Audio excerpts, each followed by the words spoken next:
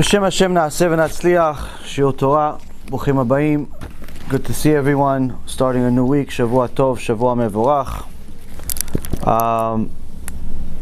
Today's shiur is, we usually say it's all Siyata Dishmaya, but today is 100% as usual Siyata Dishmaya, but even more so than usual because all of my plans to prepare a shiur apparently were not what Hashem wanted. He wanted me to give you guys a different shiur. A shiur that He's going to put the words in my mouth as I'm speaking them. So we're both going to be learning at the same time, Be'ezrat Hashem. Not that it's very different from others, but nonetheless, today is very interesting. I thought about starting a new series today about bitachon, but it seems like we have to talk about a few other things also before that. Today's shiur, Be'ezrat Hashem, is going to be for a refuah shlema for the Rabbanit Levana Bat Sara. May HaKadosh Baruch Hu bless her, give her refuah shlema, refuat hanefesh, refuat haguf.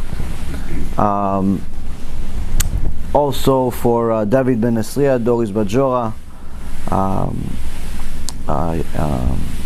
Batya Bat Sara, Serach Bat Batya,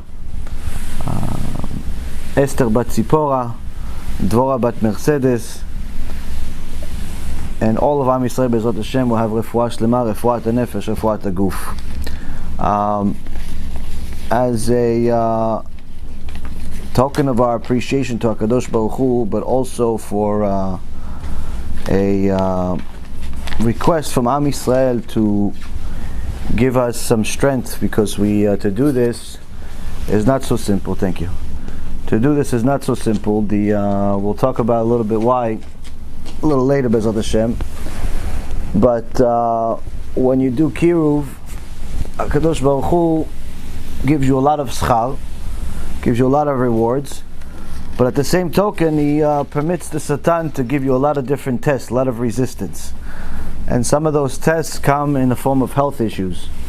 So for anyone who would want to be a partner in a mitzvah, for the sake of giving myself and the Rabbanit a lot of strength to do what we're doing, if you want to give out the Asher Yatzar cards, we have a Asher Yatzar cards that we sell on the website that no one really buys. We just give them for free, but we pretend like we sell them.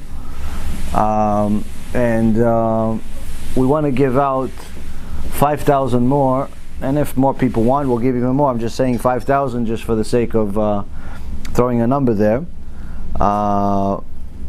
5,000 Asher Yatzar cards, or if you want 10,000 Asher cards, if you want 1,000,000 Asher cards, or whatever, everything pretty much. Whatever is necessary for anyone that wants to give out, actually give them out in their communities. The Asher Yatzar cards have both Sephardi and Ashkenazi nusach in both English and in Hebrew. They're from plastic, so they're well made, they're beautiful, lots of people like them. But because right now there is, we'll talk a little bit about it tonight, there's really not that much time left. I have no idea how much time is left, but as far as, from what I see, Kadosh Baruch Hu is starting to close the shop. And it's going to get a lot more difficult than the difficulty it's already been. So we're going to need a lot of extra strength to overcome a lot of different things. So anyone that has lives in a Jewish community of people that are actually going to use these cards, put them on the wall, as I said in the lectures in New York. To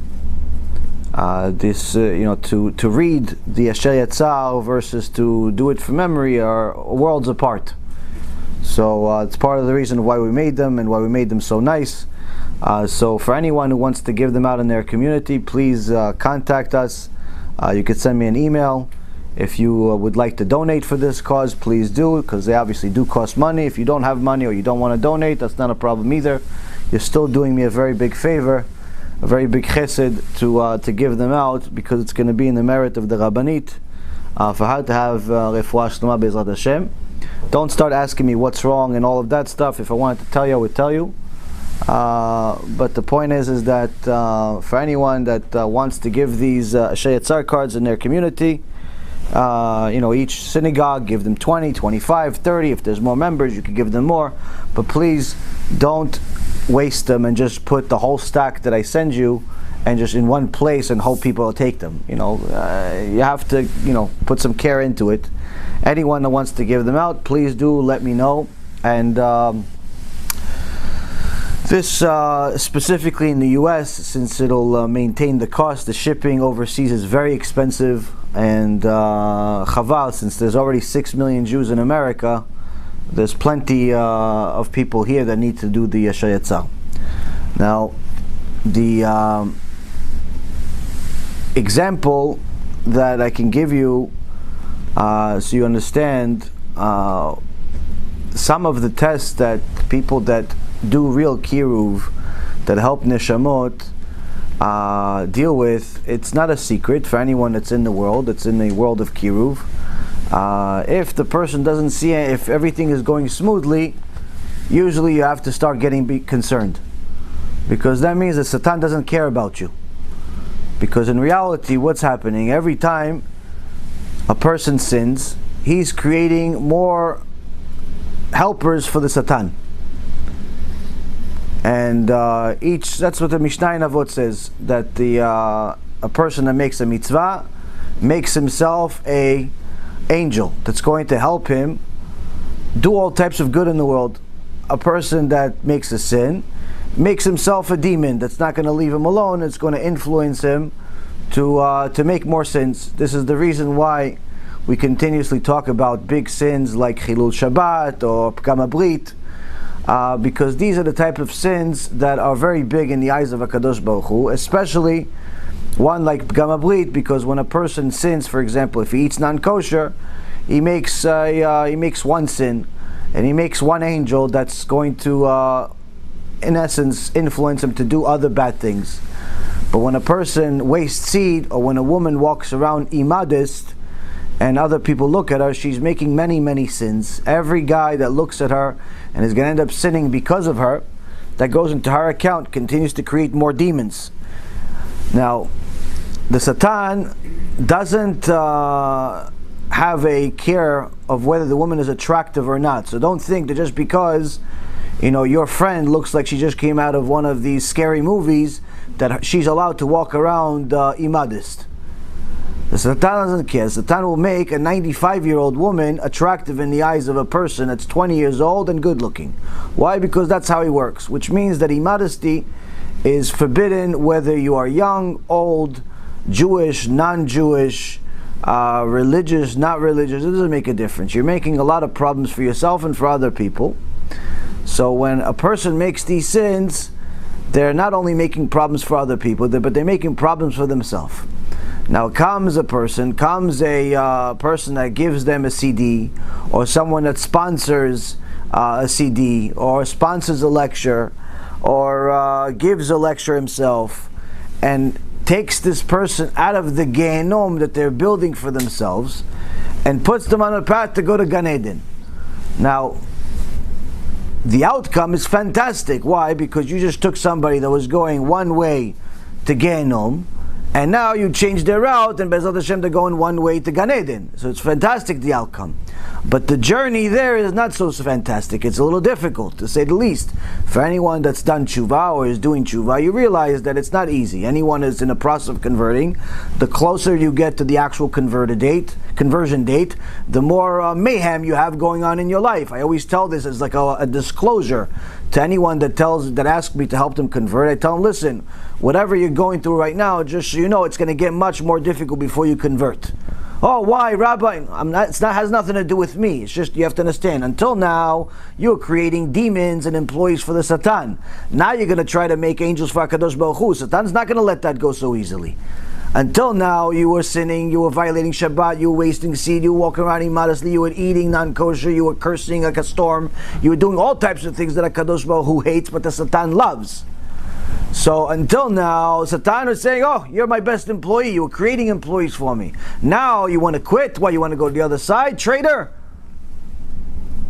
I'm not going to let you go. This is like the mafia. Once you're in, you're in. They won't let you out. But Baruch Hashem, HaKadosh Baruch Hu lets us out if we overcome the obstacle. So the Satan is going to give a person all types of resistance. Now, if you are actually doing it yourself, you have some resistance. But if you're helping other people do tshuva, the Satan is going to take revenge against you in order to see whether you're worthy of all the merit that you're earning yourself. Now, this is, some people are going to say, wait a minute, so maybe it's not worth to do kiruv. When you understand the reward, you realize not only is it worth it, but you realize that you have to do it for yourself. But some people think that this is all fairy tale. So there's a story that I heard from Rabbi Ephraim that is a famous story about Rabbi Yitzchak Rabinovich, Harav Mipshischa. Rabbi Yitzchak Rabinovich was a extraordinary Talmid Chacham, someone that understood what's going on in Shamayim, to say the least. And he helped all types of people get closer to HaKadosh Baruch Hu in different ways. There's no one that would get rejected by this tzaddik. But there was one guy that was a special type of Rasha. Now, most Reshaim, they're not usually Reshaim on purpose. Most Reshaim are just clueless. They're ignorant people. They have never read the entire Chumash with commentary. Maybe they read a few things on the internet here and there. Maybe they got a few snippets of some parasha, especially the stuff that's that's vague and hard to understand. Maybe they heard some lectures from some Christians. Maybe they heard some lectures from some people who don't know what they're talking about. So they get a lot of mishmash in their head and they're confused. So in essence, the Satan is steering their way. The Satan is their rabbi. So most people are ignorant. And that's why they go against Hashem. Because anyone that believes in Hashem and understands how much they need Hashem is not going to go against Hashem. But needless to say, many people do because they're ignorant about it. But once in a while comes a special type of Rasha. What is this special type of Rasha? This special type of Rasha is like Menashe. Menashe, before he did Tshuva, Menashe was a special type of Rasha, unlike any other. Thank you. Unlike any other.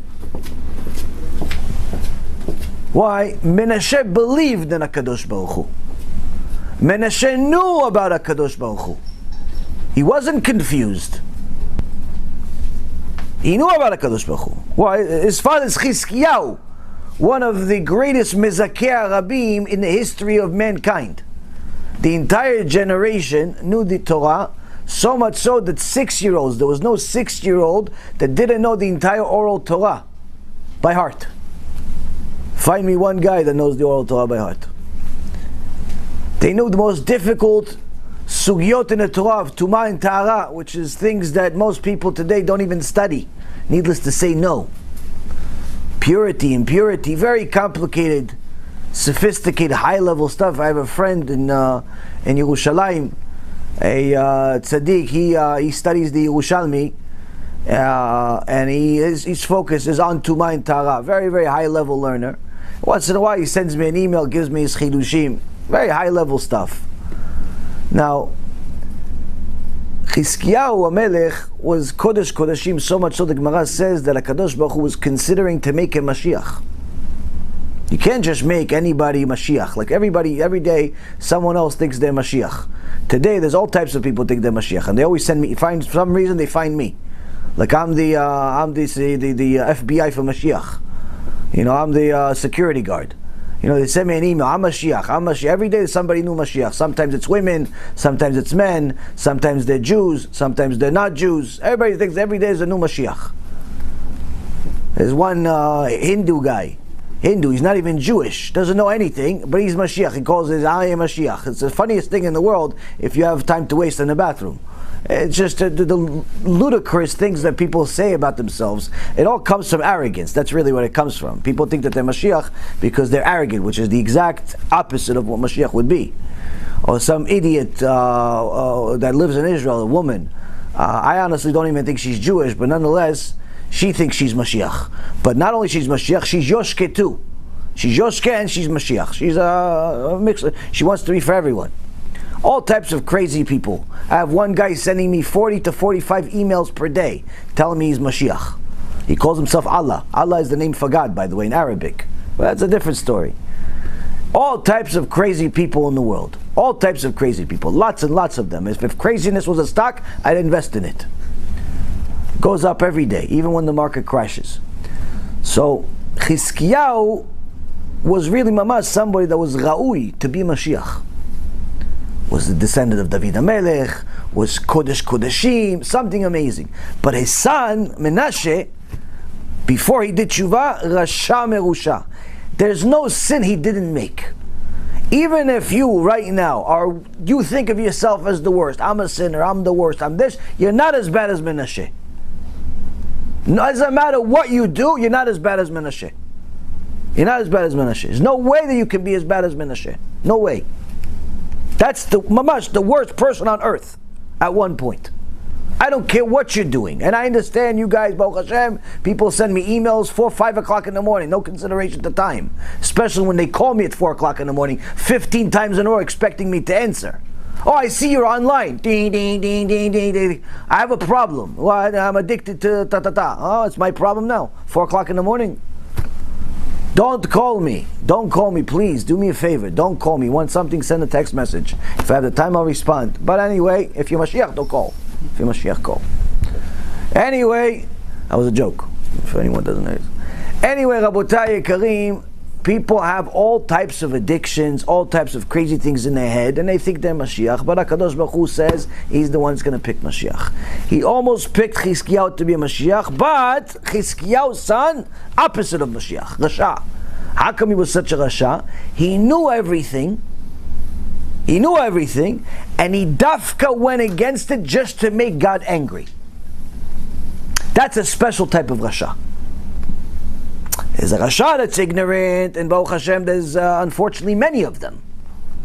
Many ignorant people today. Many people, they live their whole life not even realizing what Shabbat is. Not even realizing what this and what that is. I have some people that come to me, they don't even know what kashrut is, and they've been Jewish their whole life. So people don't know. People are ignorant. They invested a lot of time into learning how to be lawyers, doctors, all types of CEOs of companies, but not so much about their neshama. So it's not necessarily a sin to be ignorant, it's a sin to stay ignorant. Being ignorant, you lived your certain life, there's nothing you could do about it up till now. But now that you know that you have to start investing into your neshama, you have to start learning. What are you going to do with the rest of your life? And I'm not talking about the rest of your life here.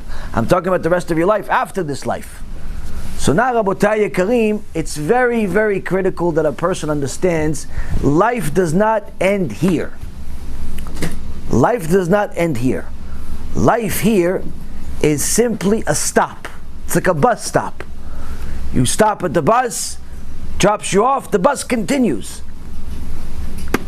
After a little while, that same bus is going to come pick you up again. Why? It continues, it never ends. Life never ends. It never ends. This is just a stop. A person that invests only into this life is like a person that's going to get off the bus, invest all of his assets to beautify the bus stop. By the time he finishes, the bus comes and takes him away to somewhere else. It's a complete waste of time. What should you invest in? You should invest into the bus. Invest into somebody that's going to be with you forever. That neshama is going to be with you forever. You got to invest into that. Because after a person finishes his life, his neshama continues living an eternal life. And there are two options. There's a good option, there's a bad option. There's Gan Eden, there's Gehenom. And I promise you, not everybody goes to Gan Eden. In fact, a very small minority go to heaven. Very small minority. Gemara says it. Gemara says there's a size. How big is the Gemara Masechet Ta'anit? How big is Gan Eden? It says Gan Eden is 60 times the size of earth. But then there's another Eden that's 60 times the size of Gan Eden. It says, how big is Gehenom? So, Gehenom has no size. Has no size. So big, there's no size. Why? There's a lot more people go over there. Why? They invested into the bus stop. They invested into the bus stop instead of into their neshama. A person needs to know, HaKadosh Baruch Hu gave you rules, you have to follow them. But sometimes people don't do because they're ignorant. Once in a while, there's a special type of wicked person that knows and does dafka against it, goes against it just to make Hashem angry. Baruch Hashem, throughout history, there hasn't been that many people like that. But there was one such person at the time of Rabbi Yitzchak Rabinovich. And this person will make every single sin, not because he wanted to make the sin, but just because he wanted to make God angry. He would eat pork, not because he wanted to eat pork, because he knew it's not allowed. He would make immorality crimes, go to all types of clubs, gamble, steal, violate Shabbat, everything, not because he really wanted to make the sin, because you know it says in the Torah to do it, to not to do it, so he did dafka to go against it. It's like these people in the gay pride parade. But some of them call themselves Orthodox Jews. You know, there's a whole Keilah in Eretz Israel. They call themselves Orthodox Jews, but they're proudly gay. It's one of the dumbest things in the world. Or the women of the wall. The women of the wall, these reformed women go to the kotel to put on tefillin with tank tops. Dafka, because they know it's not a mitzvah for women, number one. Number two, you know they're not supposed to be modest. Number three, what are you doing in the kotel? Doing all of this. You want to do whatever you're doing, go do it somewhere else. But they want a dafka. They steal Sifrei Torah from the religious people, just so they can make a mitzvah. Mitzvah of Chilul Hashem for them. Mitzvah. But anyway, Rabotai Karim, sometimes people do things dafka. Not many, but they exist. So this person, this wicked person, came to Rabbi Yitzchak Rabinovich one time. Apparently had some type of spark of kedusha in him for that moment, and he came with a grin to Rabbi Yitzchak and he says, "Hey Rebbe, what about me? You think someone like me can do tshuva?" So Rabbi Yitzchak Rabinovich says to him, "Surely you can do tshuva, but I can't help you right now. Please leave. I can't look at you. I can't look at you. Please leave. The tum'ah that's coming from you, I can't handle it. Please leave." Now this is someone that's Baal Ruach HaKodesh. This is a person that's a holy person. He doesn't tell anybody to leave. This is one person tells him you have to leave. He says, but Rebbe, can I do tshuva? He goes, yeah, you can do tshuva, but you have to leave. He goes, so how am I going to do tshuva? He goes, I cannot guide you. All I can tell you is one thing. One thing you can do. What? Go do tshuva in whatever way you know how to. Whatever you know, do it. Live like that for a year. Don't make a single sin. If you can do that, then come back to me a year later. So this Rasha turns around and goes on his way, takes what the rabbi says to his heart, and lives a full year without sinning. Everything he knew, he did. Everything he knew not to do, he didn't do. Meaning, he knew you're not allowed to do light fire on Shabbat, so he light fire on Shabbat. He knew you're not allowed to go to these clubs, go to mixed dancing parties, gamble, steal, all that. So he knew he can't do it, so he didn't do it. And whatever he knew to do, light candles on Shabbat, eat kosher, that minimal stuff, he did it. For a year straight. After a year, he comes back to the rabbi, and as soon as he comes in, the rabbi stands up. Stands up, impressed by this person.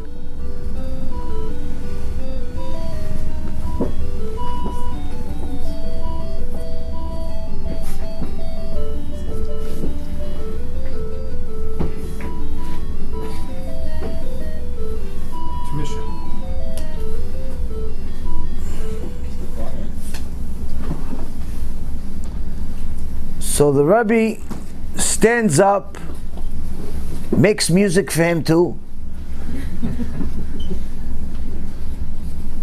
and he says to the guy, who is the holy rabbi in front of me? Who are you? Who are you, holy rabbi? Did you come visit me? The guy looks at the rabbi and goes, no, Rabbi, it's me. He goes, who are you, holy rabbi? Who are you? I see the Shekhinah. I see the Shekhinah is all around you. Who are you, holy rabbi? The guy starts crying hysterical. You see the Shekhinah in me? He starts crying like a little baby.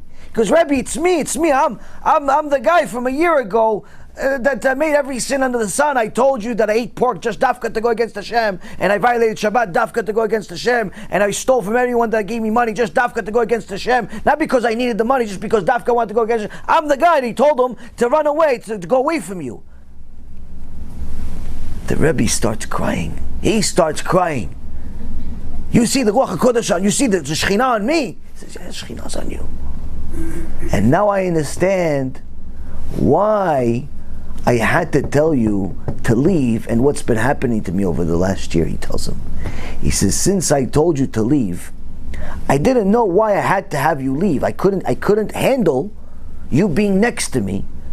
And there was only one thing I could tell you, which is what I told you. To do tshuva your way, just go.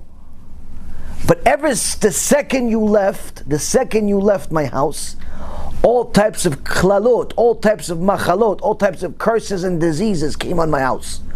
The kids are sick, the wife is sick, everybody's sick, all types of crises, all types of things have been happening straight for a year straight. Now I understand why. Because that was the only solution to fix your neshama and submit the Satan. But now that the Satan has been submitted, now that we beat him, Be'ezrat Hashem, all of these diseases, all of these curses will go away because we won the battle, Baruch Hashem. When you're fighting the battle, the Satan's going to give you resistance. That's his job. Don't be mad at the Satan. That's his job. You're doing your job. He's doing his job. Once you win the battle, don't worry.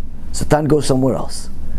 So, anyone that's in the business of doing kiruv, whether it's independently or doing it publicly or whatever it is, expect some type of resistance if you're actually being effective. If you don't see any type of resistance, that most likely means that you're not doing anything to, for the Satan to care about.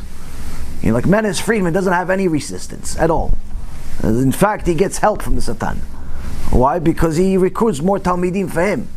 And people like him. I'm serious. People that help the Satan create more sinners, they get help from the Satan. So that means, Rabotai, that sometimes you're going to see certain things that are unusual, but the Satan works in ways that he likes to confuse people. He wants to make people regret that they're doing kiruv. He wants people to think, oh, maybe I shouldn't do it, because you're thinking now, wait a minute, if I'm going to start helping people do tshuva, Satan's going to come attack me even more than what he's already doing right now. Who needs this? Let me just take care of myself, let somebody else do the job. Right? That's the mentality of the Satan, though. That's what the Satan wants you to think. He wants you to think, don't do kiruv. Why? You can have all types of problems. But he doesn't want you to realize that the amount of reward that you get, the amount of benefits that you get in this life and the next, is something out of this world.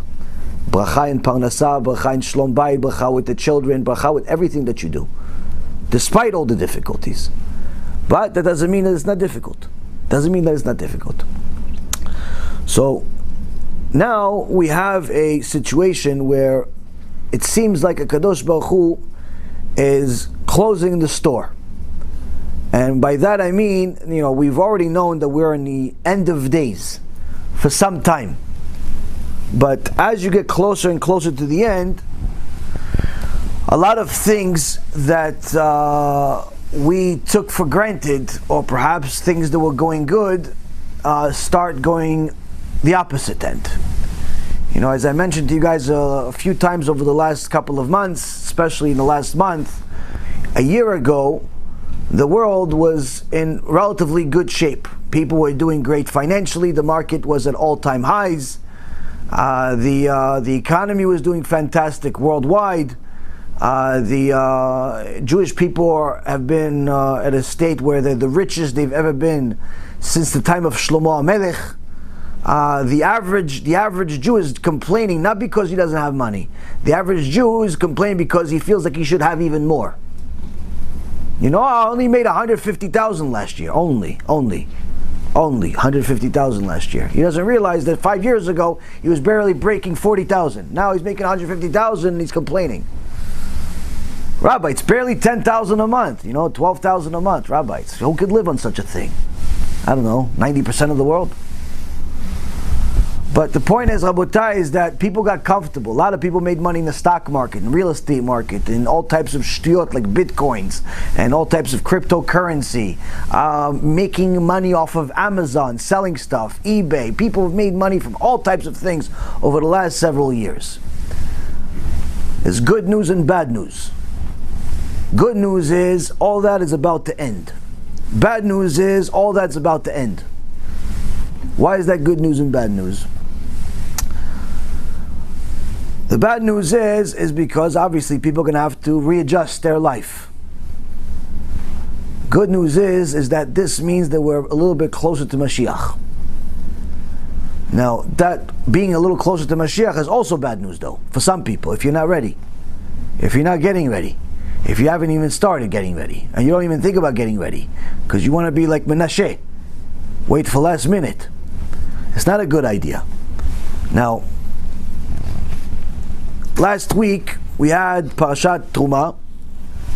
Parashat Truma told us that a person that has a desire should donate money to this, for the sake of Torah, for the sake of HaKadosh Baruch Hu says, דבר על בני ישראל ויקחו לי תרומה מאת כל איש אשר ידבנו ליבו תיקחו את תרומתי. If this person has a heart that motivates him, you shall take my portion from him. Instead of saying get my portion, it says take from him. What does it take? Teaches that anyone that gives tzedakah for the sake of Torah, for the sake of Am Yisrael doing tshuva, in essence, he is taking, he's not giving. Why? Because he's taking merits. You gave money in return, you're getting merits instead. It's giving your money bracha, it's giving your marriage bracha, you're getting a lot more than what you're giving. Because the money Hashem is going to give it to the person anyway. But a lot of people have a hard time giving, especially when it requires for them to sell at the top. To sell when things are going well. So what is a Kadosh Baruch Hu? In a matter of a few days, everything changed. First you had the coronavirus. It was announced a year and a half ago by a team of scientists. Everyone ignored them. Everything we know about coronavirus today was already discovered a year and a half ago. A team of scientists from Wuhan, same place that the original virus came from, or at least believed it came from. They already said it's going to come, there's bats are related, and so on and so forth. Everything we know about it. Ignored. Ignored to the point where it was too late by the time it was realized. By the time it was realized, people started dying in the streets. And no one understood what kind of impact that's going to have for a little while longer. Last week, people started realizing what kind of impact it's going to have.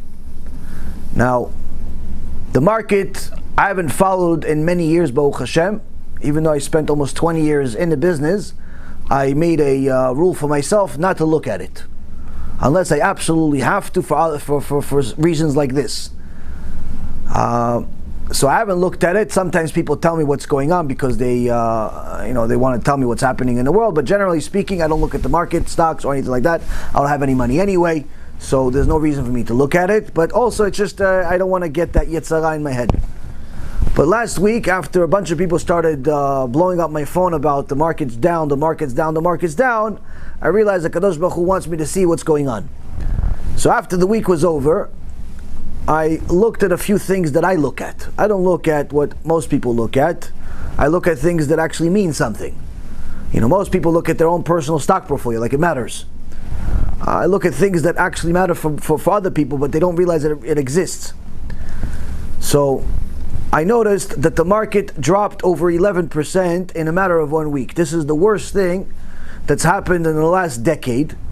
But needless to say, it's one of the worst things that's happened in history.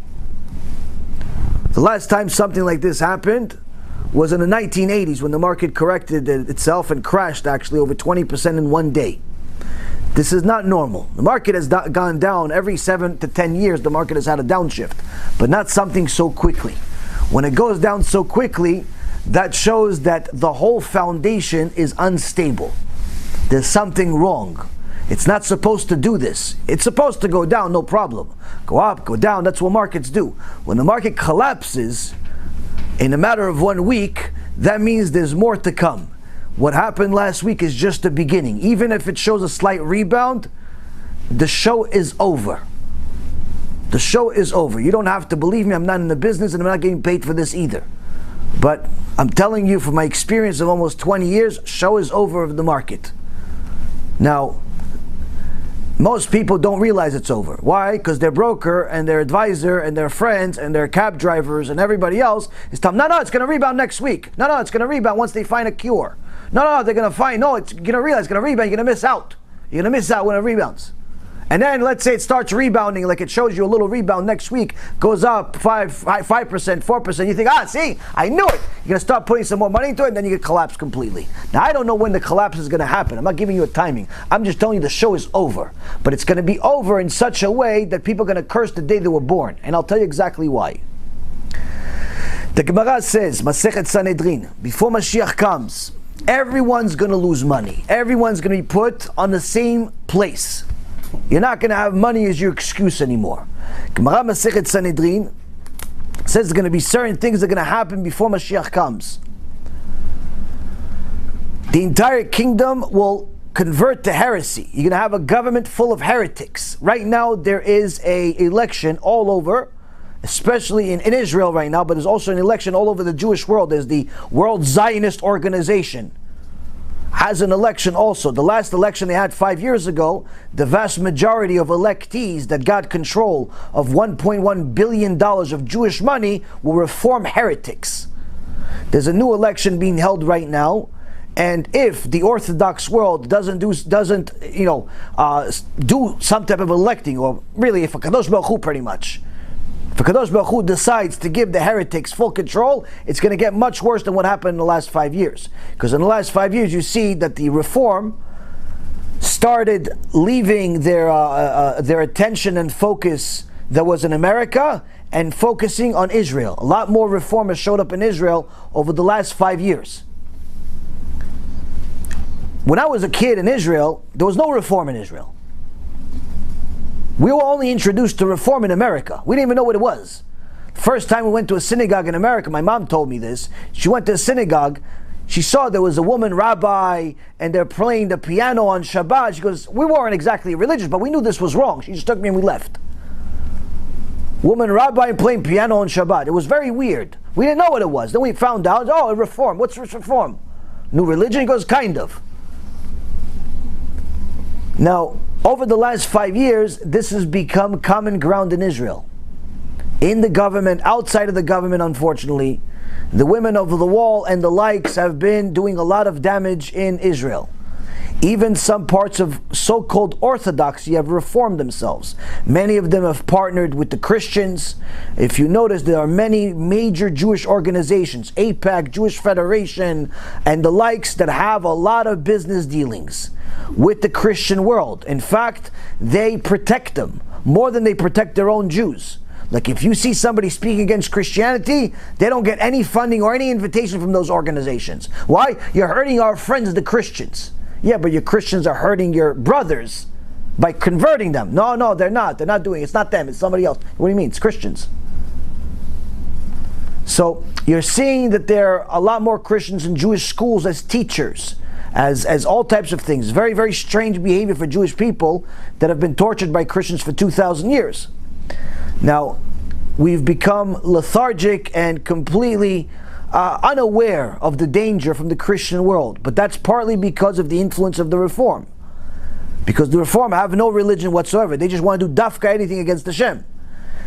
The election right now is pretty much going to decide if they're going to continue or even do worse than what they've done in the last 5 years.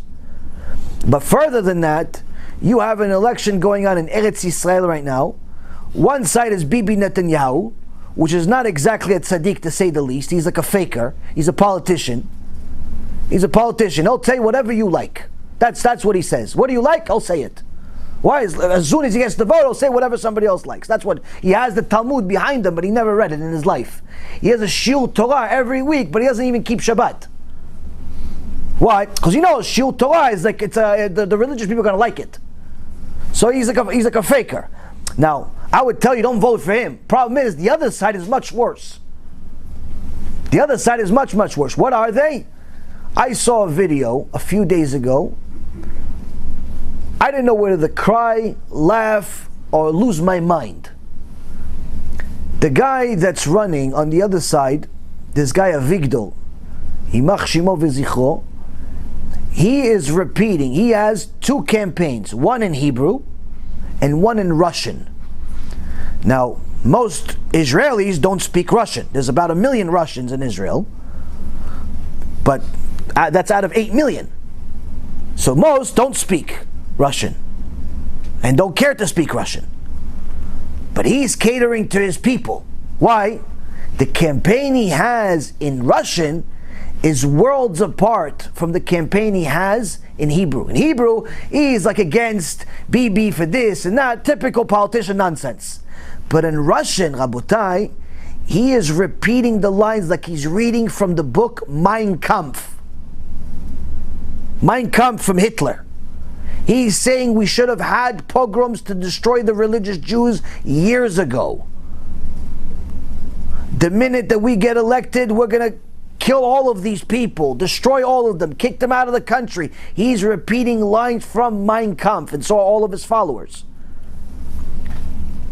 Anti-Semitism by Jews, if they're Jews, bichlal, even these people. The amount of anti-Semitism in Israel right now is challenging what was happening in Germany 70 plus years ago.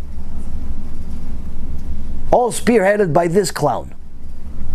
And this guy may be the next prime minister. Shem Yishmor v'Yatzil. Now, so you have that election. You have coronavirus. There's no cure, by the way. And there's not going to be a cure. There may be a vaccine, but there's not going to be a cure. Now, what can be is a miracle, which is what I believe is going to eventually happen. But that doesn't mean there's not going to be damage. The damage will be done. There's no doubt in my mind. How big it's going to be, I have no idea. But now we're going to get you the next idea. Now, Kadosh Baruch Hu says to the sages, the son of David, the Mashiach, will not come until the entire kingdom converts to heresy. All of the leaders are going to be heretics, meaning people like Avigdor over here, and the Woman of the Wall, and the New York Times, and CNN, and all of these Reshaim, they're going to be in control before Mashiach comes. Meaning, what's happening right now, if it doesn't work out so well, meaning if the good side doesn't win, or the lesser bad doesn't win, don't be surprised. It just means we're closer to Mashiach. Then he continues and he says,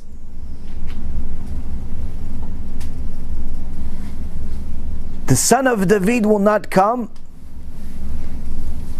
until the students of Torah have become few. People learning Torah in Bet Midrash, Kollels, are going to go down drastically. There are new laws all over the world that the world hasn't seen in almost a century. New York, California, biggest places where there are Jews, are trying to pass laws to pretty much shut down yeshivot, in so many words. Because they're trying to force them to increase secular education, especially in New York, to a higher level than what they have in secular schools, in public schools. They want you to learn 7-8 hours a day of secular studies, which pretty much means you have no time to learn Torah. And any school that is relying on government funding, which is pretty much everyone except the Satmils, because they're the smartest out of all of us, they're the actual ones that actually realize government money is not money that you want. And they're self-funded, but everybody else is relying on government funding. Their whole institution is relying on government funding, which means that they either have to shut down the school or comply with the government and pretty much destroy the yeshiva, start teaching kids all types of secular studies all day if this law passes. In California, they're trying to add curriculum to schools, public schools, which is anti-Semitic. Different parts of the country are starting to have programs for little kids, including for Jewish schools, to be taught about sexual education from transvestites.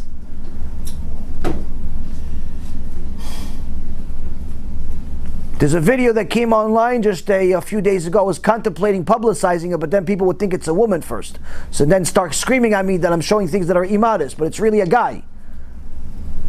There's a new way of teaching, new wave of teaching in schools today. Being taught, 4 or 5-year-olds, 3-year-olds, 2-year-olds, being taught by a drag queen. With our uniform on, with his uniform on. You know, the whole thing is pretty much naked. And then the kids dress up like drag queens. And then they ask the kids, who wants to be a drag queen? And the kids start raising their hands. Little 3-year-olds, 4-year-olds want to be drag queens. They don't know what it is. In England, in the UK, this law is right now already passed. The rabbis are trying to fight it over there, but they're passing a rule pretty much that they have to start teaching kids about homosexuality being a good thing. Why? Because the head rabbi, Mirvis, Yimach Shemo V'Zichro, wrote a book about how homosexuality should be tolerated by the Jews. If the head rabbi says it's okay, why wouldn't the Goyim say it's okay? So you see, Rabotai, that already the future generation doesn't look so good. Worse yet, this guy Avigdor and his Benny Gantz, his partner, is Satan and Satan's wife, they are saying outright, if they get elected, their first target is to destroy all of the kollels, all of the Batei Midrashot. They're outright saying it. It's not like, oh, if they come in, we're going to lower funding. No, they're saying enemy number one is Judaism. Now, if you think you're safe in America, you're dreaming. There's no safe anywhere other than a Kadosh Baruch Hu. Now, the next nevuah says in his Gemara Masechet Sanhedrin 97a, En ben David ba ad shtichle pruta min hakis. David HaMelech, the Mashiach is not going to come until everyone is broke. You're going to say, how could everyone be broke?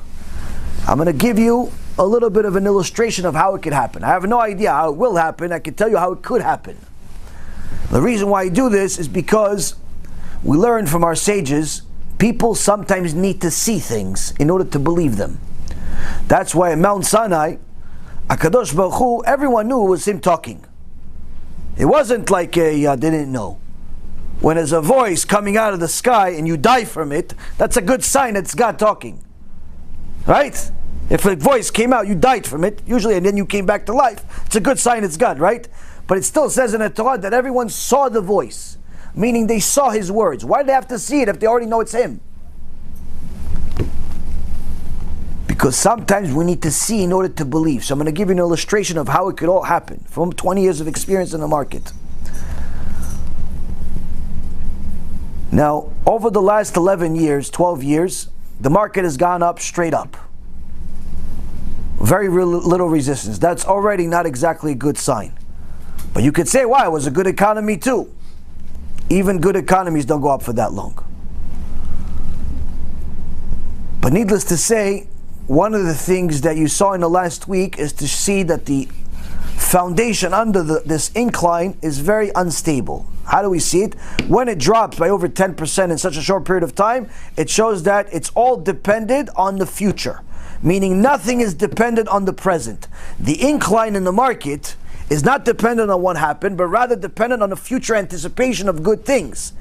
Now that the future has changed and the rug has been pulled under us because of this coronavirus and everything that comes with it, now you see, okay, so the future is not so bright. Now what this means, Rabotai, is that even if coronavirus, let's say they find a vaccine, there's a team of Israelis that say they found a vaccine, let's say it works, that's still not going to fix things. And the reason why is because it's already been too long where the market in China has been shut down. That means that a quarter of their economy is simply gone. Now China is the biggest economy in the world. They surpassed America a few years ago. When a quarter of your economy, which affects the entire world, especially America, is simply just gone, it has a massive wave tsunami that affects and impacts everyone. We have 250,000 CDs waiting in China right now for something to happen. It can't be shipped right now. Why? There's Corona. Nothing comes in, nothing comes out. And even the stuff that comes out, it's on a long, long line of waiting list. You need a miracle. The borders are closed everywhere. You can't travel in, you can't travel out. El Al, the Israeli airline, announced last week if they don't get $200 million from the Israeli government in the next 2 weeks, they're going bankrupt. Now, if an airline in America said, I want to go bankrupt, America would say, go bankrupt. What do we care? We have a bunch of other ones that will replace you. You don't have this thing in Israel. Now that probably means they're going to get the money from the government. There's a problem though. There's no government. Bibi Netanyahu can't write him a check for $200 million. No one can write him a check for $200 million right now. Why? There's no government. So you have a lot of problems right now. That's similar things are happening all over the world. There's a potential revolution happening between the Muslims and the Hindus in India. There's a potential revolution happening in Africa. There's lots of things happening in Europe. There's lots of things happening in America, as you realize from the elections coming up. But right now, this economic issue is the worst thing that can hit this time. And the reason why is because you have a quarter of the economy is simply gone. So that means that even if they find a cure, Be'ezrat Hashem, tomorrow, you still have to have the tsunami already started, which means it's going to impact the rest of the year whether you like it or not. There's going to be 3-4 months missing that everyone depended on based on all of their projections for this year. They're now gone. You can't get them back. It's like spilled water. You can't gather it back, put it back in the cup. It's gone. So whatever projections companies had for earnings and for hiring, firing, growth, and so on that they had projected for this year, everyone has to recalculate their numbers. That's what the market was trying to price last week. That's why it went down so much. Problem is, they're not going to find a cure tomorrow. And even if they found a cure, it's going to take months to produce it in massive scale, which means that you're talking about months of time, even if they found a cure. But the market hasn't priced all of this in yet. And when it does, Hashem yishmor v'yatzil anyone that has a penny in the market. And the reason is this.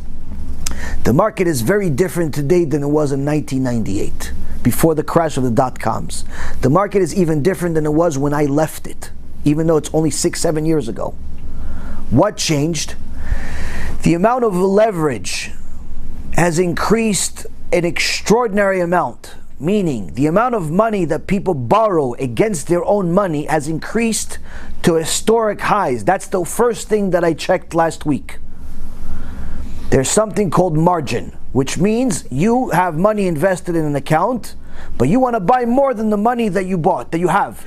You have, let's say, $1 million worth of money in there, but you want to buy $2 million worth of stock. So that means you have $1 million of your money, and you have $2 million worth of stocks. You have $1 million worth of borrowed money. Now, margin is a normal thing to do, but the problem is if people overuse it, if the market goes up, everything looks good. Your portfolio increases more than it would normally. If you increase 10% with $1 million, you increase your account by $100,000. If you increase 10% with $2 million worth of stock, that means your account increased $200,000, which is really 20% because you don't really have $2 million. Problem is that if it goes down that way, it goes down much faster. So when you went down with $1 million, 10%, and it was only $1 million, you lost $100,000. But if you lost 10% on $2 million, that's $200,000 off the million. Now you lost 20% of your account. Now here's the problem, Rabotai. Right now, the margin rates that we have in the market is at all-time highs. Historic highs. We're almost at $4 trillion, which is double what it was before the dot-com crisis and almost double what it was before the 2008 crisis. Meaning the 2008 crisis where the markets dropped 70% is a puppy next to the market we have right now. Now what does that mean? That means that if things start going down fast, people are going to get margin calls faster because the accounts will go down faster. And what happens when you get a margin call, if you don't come up with money, you have to sell right away. No like, oh, sell in 2 weeks, we'll see what happens. You have to sell instantly. You have 24 hours. In some cases, they don't even give you that much, depending on how fast the market goes down and how much risk the bank is taking. and how much the risk the bank is willing to take on your account. That means that once you get margin calls because the market dropped 15, 20%, you have to sell. What does selling do? Make the market drop even more. Now, worse yet, there's something called ETFs. ETFs are exchange traded funds. This is little vehicles that people have invested their money into in order to not watch individual stocks. Well, you could just buy an index of people, a list of stocks, without caring what each and every one of them is doing. So that's what most people have put their money into, trillions and trillions of dollars over the last 10 years or so, 15 years or so, replacing mutual funds that were very popular in the 1990s. Why? Because these ETFs are much more liquid. You can buy and sell them intraday. What's the problem? The problem is the ETFs don't care who you are.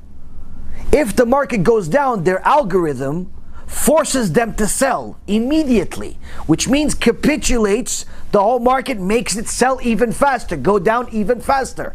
ETFs have never been bigger than they are right now.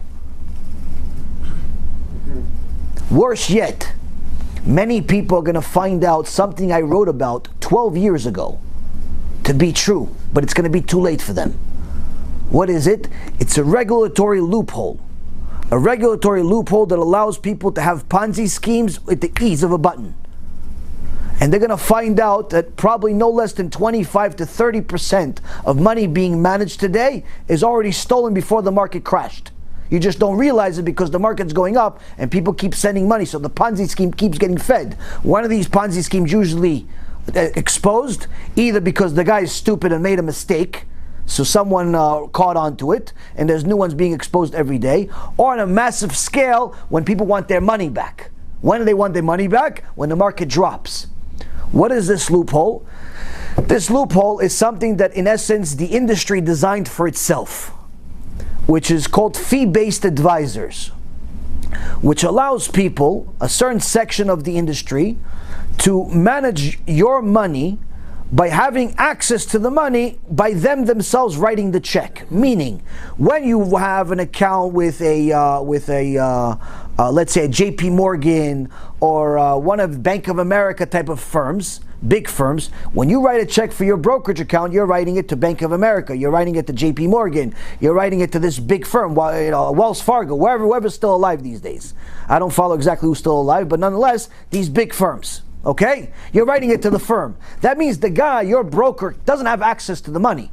He can't put this, unless he's really, really creative, he can't take this money and put it in his bank account. Why? Because it says Chase on it. So he has to deposit in your account. But with these fee-based advisors, hedge funds, fee-based advisors, you're not writing it to Wachovia. Who are you writing it to? To the fund. The fund deposits. The fee-based advisor deposited into the fund account, and that fund account deposited into a JP Morgan Chase or a Wells Fargo and so on. So far, so good, right? What's the problem with my calculation here?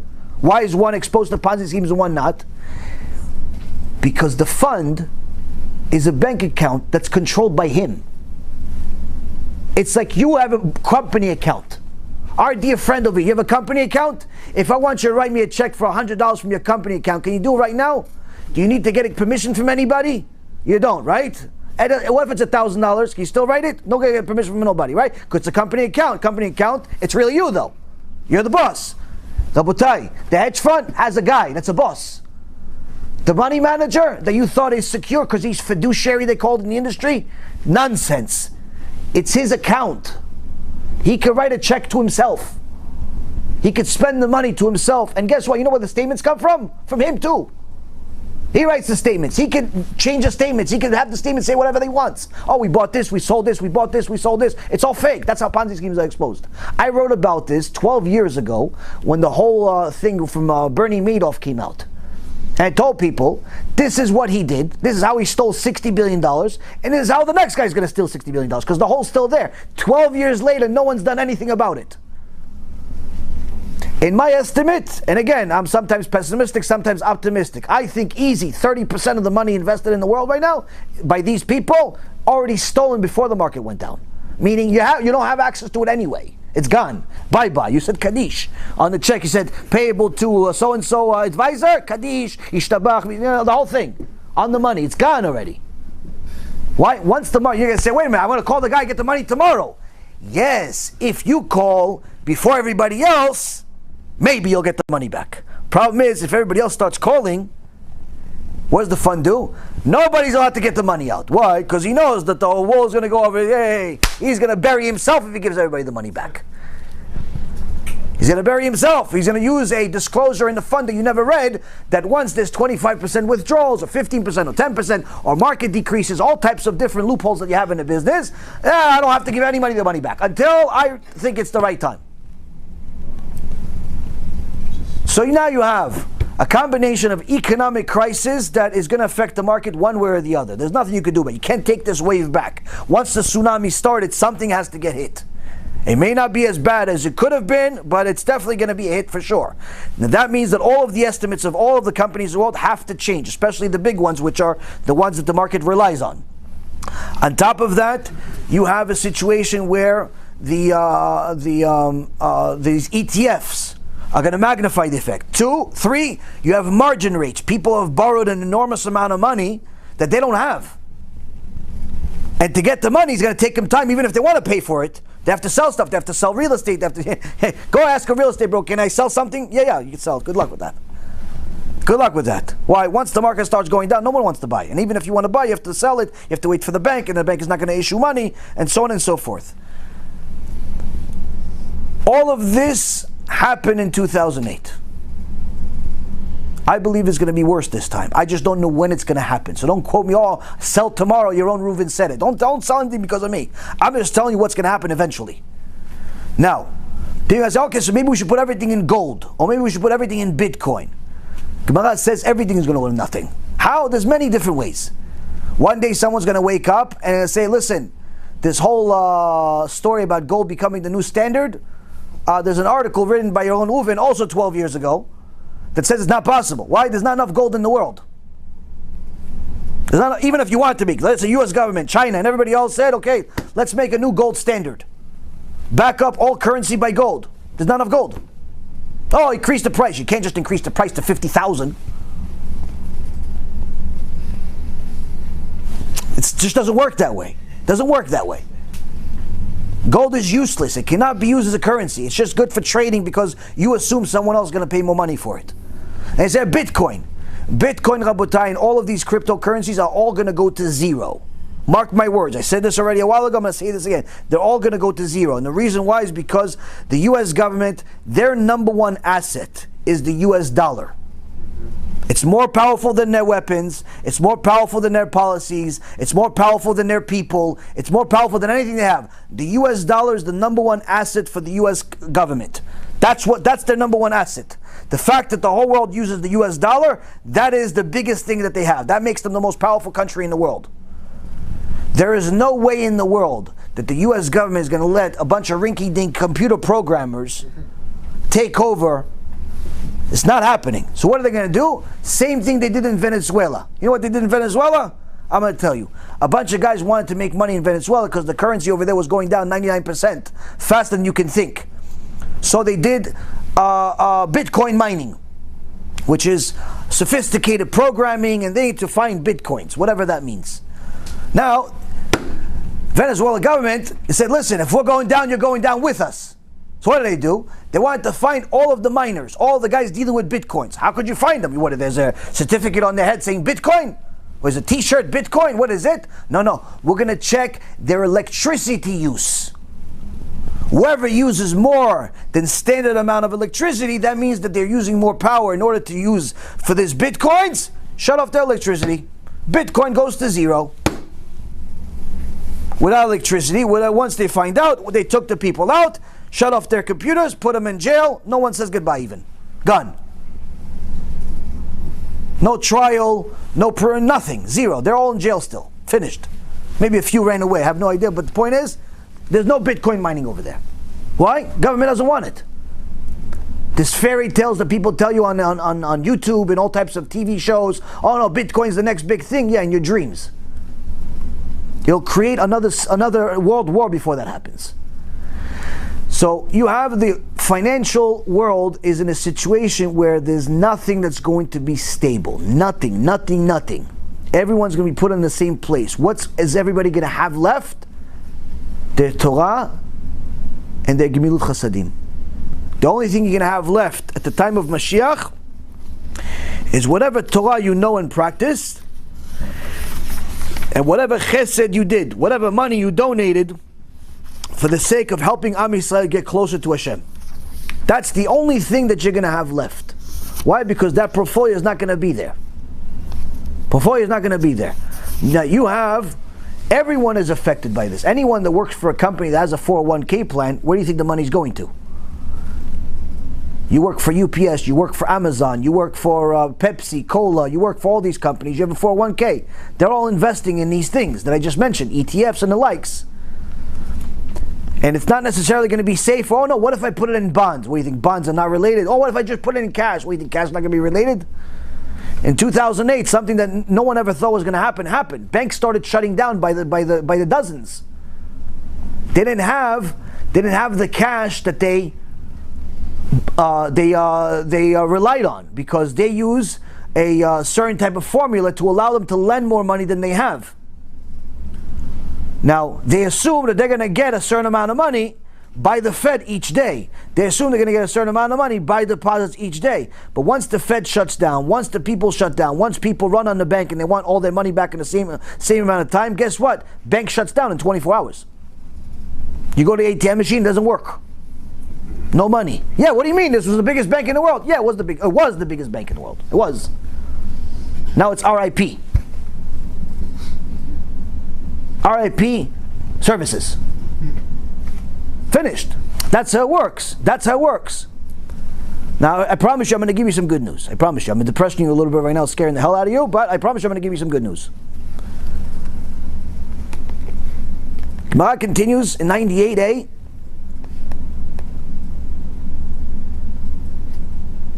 That the prices of everything will be equal.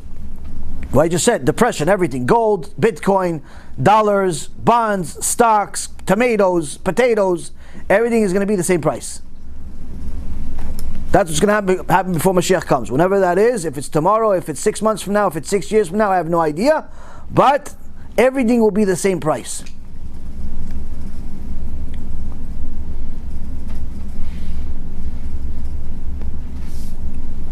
Now, there's also going to be some other interesting things. All the fakers, all the fake rabbis that have been lying to the people by telling them that there's no judgment, everyone's righteous. It says, En ben David ba, until all of these people are cease, meaning gone from the world.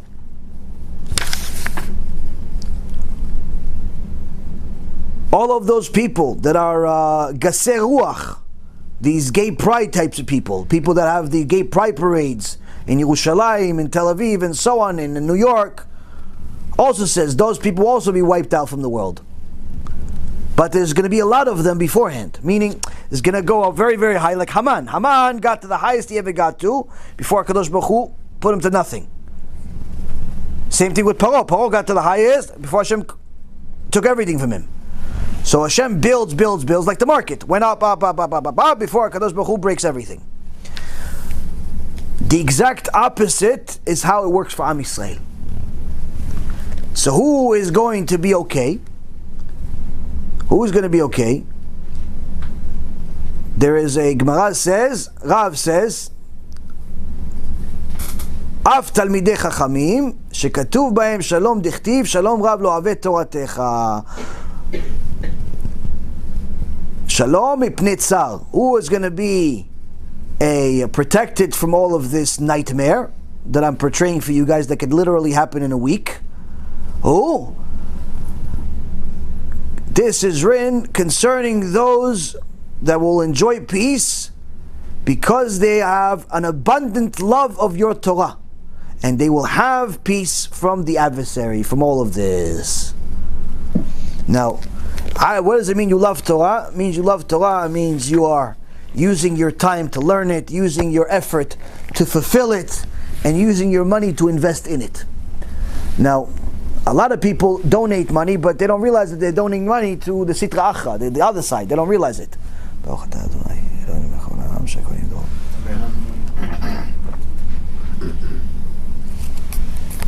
Just today I got an email from a woman that she showed me an email exchange with some wicked person that was defending Friedman, and she was donating to him. And she said, I can't believe you're defending Friedman. It's obvious the guy's going against the Torah. I'm not going to donate to you anymore. She realized, Baruch Hashem, that she's making a mistake donating to this guy because he's in essence helping the Reshaim get bigger. So a lot of people are making these mistakes because they don't double check where their money is going. They just donate because they think, oh, it says Torah, that means it's good. You know, there's certain organizations that they have Torah in their name, but they're Christians completely. Idol worshippers, all types of things. So a person needs to know, you cannot just claim ignorance. Hashem does not reward anybody for ignorance. Now, all of this, why is all of this happening? The Midrash Me'am Loez in Parashat Bechukotai says that HaKadosh Baruch Hu will do certain things to punish the people for making certain sins. Everything I just mentioned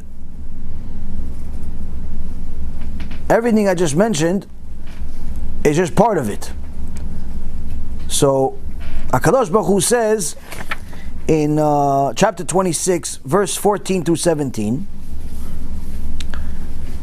that all of this will happen if you don't listen to me, and you don't keep all my commandments, and you denigrate my decrees, and you grow tired of my laws and don't keep all my commandments. My anger against you will be directed. So the Midrash says, what does this mean? What are these sins and what's going to happen? It says, 1, if you don't listen to me, if you don't keep my commandments, if you don't denigrate my decrees, if you grow tired of my laws and you don't keep them, all of my commandments, and you break my covenant. So the Midrash says, okay, what's the breakdown of each one? It says, growing, if you don't listen to me, means you don't study Torah every day. You don't study Torah every day, all bets are off. Every Jew has to study Torah every day, even if you're a woman. Men obviously much more. Men have to learn Musar, Shtay Mikra Chad Targum, the Chumash, and at some point they have to start learning Gemara and Halachot. Women, on the other hand, have to learn halachot that are relevant to them as far as modesty, as far as Shabbat and Tarat Mishpacha and so on. But they also have to learn Musar. Why? Because she is responsible to build the Jewish home. How are you going to build the Jewish home if you don't know how to behave? Musar is the ethical teachings of Judaism. How to teach your kids, what to teach, how to have Shlom Bayit. All of this depends on the woman. Now sometimes you have a conflict where you have the husband wants to be Moshe Rabbeinu, but the wife wants to be Zeresh, Haman's wife. Or vice versa. She wants to be Sarah Imenu, but he wants to be Haman. There's a difference. There's a difference of ideology. She wants to live this world, he wants to live the next world, or vice versa. Now this means that you have a miscommunication in a relationship. You have to work on this. You have to start learning together. Not just continue learning by yourself and grow by yourself. Why? Because if you continue growing apart, eventually it's going to be a explosion in the house, a divorce, or worse. So you have to sometimes slow down in order to pick somebody else up. But every person must learn Torah. That's the first thing that HaKadosh Baruch Hu says. When he says, don't keep my commandments, that's meant literally. If you denigrate my decrees, that's a person, that's a wicked person that makes other people not want to keep the Torah. Why are you keeping Shabbat? No, come on with the guys. No, come on, why are you so modest? No, put something sexy on. No, come on, why you wear that? Take the Kisur Rosh on. Look like everybody else. You look like Mustafa. They start making fun of you. Hashem says they get special punishment. What about a person that grows tired of my laws? Midrash says a person who grows tired of my laws is someone who dislikes the sages, makes fun of the sages, makes fun of Chazal, makes fun of, oh no, I don't agree with, I don't think that the Rambam was really relevant.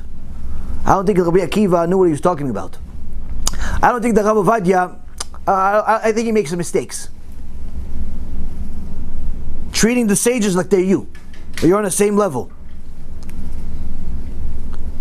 And do not keep. Also, some people that don't let others keep the Torah. Unfortunately, I have some students where they live in houses where either their wives or their parents don't let them keep Shabbat. Few people, they tell me, listen, I can't keep Shabbat. I say, why not? What's wrong with you? He says, if I keep Shabbat, my father's going to beat me up. I think it would be better off to have Hitler as a father than a father like this doesn't let you keep Shabbat. Oh no, I can't keep Shabbat. Why? My wife is, she insists that that's our time off, and she wants me to go to the mall with her. She wants me to go to movies with her, or she's going to divorce me. Wife like that, who needs? A woman comes to me and says, listen, I want to put Kisur Rosh on, but my husband says, if I put Kisur Rosh on, he's going to divorce me. What should I do? Put Kisur Rosh on. Let him divorce you. Why? It's better to get divorced than to go to Gehinnom. Much better. But the point is, Rabotai, there's some people that cause other people not to keep mitzvot. So Parashat Bechukotai, which is one of the parashot that talks about curses and punishment, says this is, those people get it. Or some people that are denying the commandments, meaning some people say, nah, this is not from the Torah. No, come on, you're exaggerating. Like some of the things that we said about cash advance. Cash advance. Say, oh, where is this in the Torah? Where is this in the Torah? Cash advance in the Torah. And I told you, when you charge people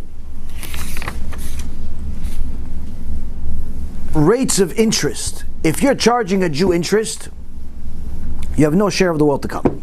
If you're a Jew charging another Jew interest, you have no share of the world to come, no resurrection of the dead, even if you keep Shabbat. You're finished.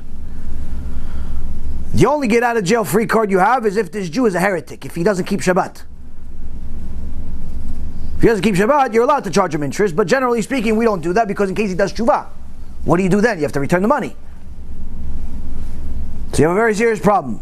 If you're in the lending business, don't deal with Jews at all. But what, you can start adding to your application, are you Jewish? The government will shut you down in 24 hours. You can't do that. Can't do that. Can't say, are you Jewish on the applications. You don't know who your customers are. There's many people that have non-Jewish names that are Jewish. I have quite a few people that are 100% Jewish, but they have the opposite. I have one guy called Chris. His name is Chris. Another guy named Matthew. Well, a few guys named Paul. And quite a few named John. I'm just waiting for Jesus to show up being Jewish. I'm sure it exists. But that's the reality. There's plenty of Jews that don't have Jewish names. So you're assuming that you're in a lending business, you're going to lend people only to non-Jews, you're in trouble. No, we check. What do you check? What do you check? You ask the guy, you Jewish? No way. Now even worse, okay, let's say you're relying on everybody to be non-Jewish. But now we go back to the same issue that I've told you guys. You're not allowed to charge above market rates, above the fair rates. If the fair rates are 6, 10, 15%, that's what you can get in a normal lending company. And you're charging people 40, 50, 60, 100, 200%, on top of the fact that you're making them sign agreements that are completely unethical, you are 100% a thief. Gezel. Gezel meaning you're stealing in open daylight. Now, the Rambam writes about Gezel. Gezel is a horrible thing, meaning stealing from people is a horrible thing, much worse than other sins. Much worse than other sins, because it's much more difficult to do tshuva for it. If you violated Shabbat, you say, I'm sorry to HaKadosh Baruch Hu, start keeping Shabbat, you're good. Right? If you ate non-kosher, say, I'm sorry, Kadosh Baruch Hu, stop eating non-kosher, eat kosher only, it's it, finished. Other things you can fix. Even Pgam Brit, which is a very expensive crime to do tshuva for, because first you have to stop. On top of it, you have to make sure that you know about the subject, you don't go back to it. On top of it, you have to make sure that you fix whatever you did by doing tikkunim, either by fasting or by giving money, most likely giving money, and also doing kiruv. So it's expensive, but it's not impossible. With gezel though, with stealing, the Rambam says it's very hard to do tshuva for it. Why? You have to give the money back.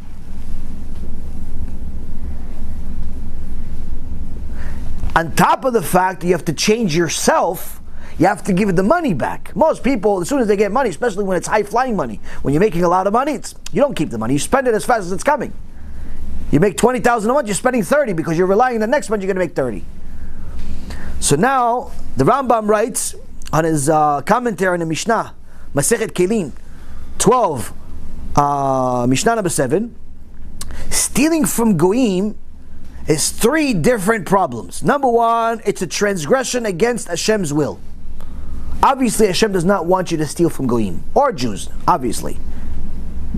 Number 1, you're already going against Hashem. You're going against Hashem. Sonny, the battery is dying on the phone. 2, it reinforces undesirable character traits.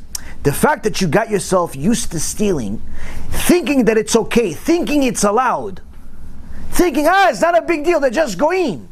You got yourself used to it. You got yourself to making that kind of non-kosher money.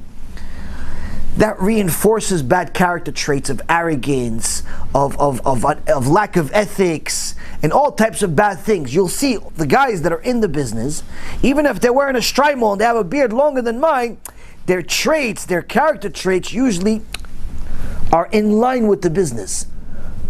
Why? Because you see, if you're in that business, if you're in it for 6 months or more, you're going to start seeing the damage it causes people. Your borrower, your customer, your client defaulted on a loan 6 months later, and you can't even help him. He's losing his house, he's losing his business, he's losing his marriage, sometimes he's losing his life, he commits suicide, which happens. Which is one of the other things that's going to be exposed in this economic downturn. All of these cash advance business, lending businesses, they're all going to explode, a massive explosion, and that's going to be one of the ways that the Goyim are going to peg it against the Jews. Because there's an exorbitant amount of Jews in that business, unfortunately. There's a lot of non-Jews also, but of course we're going to get blamed. For sure we're going to get blamed. When all of these small businesses start defaulting on loans on a massive scale, much more than what they already are because of the unreasonable rates, you're going to see, all of a sudden, this business is controlled by Jewish people. Why are so many Jewish people in lending? All of a sudden, the media takes interest in the Jewish culture and how it has impacted the 99%. The 1% impacted the 99%. Just like they tried to do in 2008. But now, unfortunately, they'll have something in their hands. They'll have something in their hands. So it reinforces undesirable character traits and unfortunately leads to number 3, which is the worst sin in the entire Torah, which is Chilul Hashem. The day the media exposes that you are the lender that's been the one in charge of these people, the market decline, the economic decline, the small business decline, you Mr. Jew with the shtreimel, you Mr. Jew with the little kippah, you Mr. Jew with the Magen David even. You don't have to be religious. You have a Magen David. You know your name is Jacob. Your name is Yaakov. Your name is Moshe. Finished. Media, Moshe Stern has bankrupted the town of Pikachu in Virginia. That's it. From now on, every time people hear Moshe, they're going to start, who could I beat up? Who could I hit? Chilul Hashem. Now, people say, yeah, okay, but you're saying it, you're connecting it. Where is this in the Torah? Okay, here it is in the Torah. The Rambam writes halachot, not from his head. He writes from the Torah. In his Yad HaChazakah, in the Mishneh Torah, otherwise known as the Rambam, in Ilchot Gneva. Ilchot Gneva, the laws of stealing. Chapter 7, Halacha number 8, says the following: whether a person deals with a Jew or a Gentile, if he measures or weighs with a measure that is lacking, he transgresses a negative commandment, is obligated to return the difference.